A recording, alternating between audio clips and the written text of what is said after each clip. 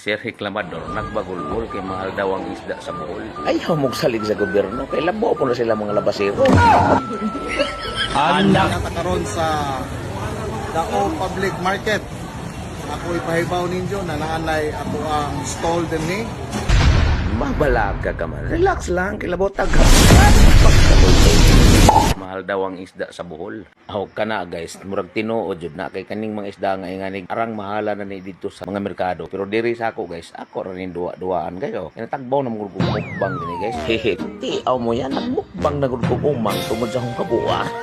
Pero di ko full time nga fisherman guys. Pero paminaw kay hakang tagaan og tips unsaon nga makalikay ka sa presyo sa isda ug di na jud nimo kaya og sakit na naglugi mong busa. Bisik ra man gud ni guys ni problema ha. Panagat mo. Let's go.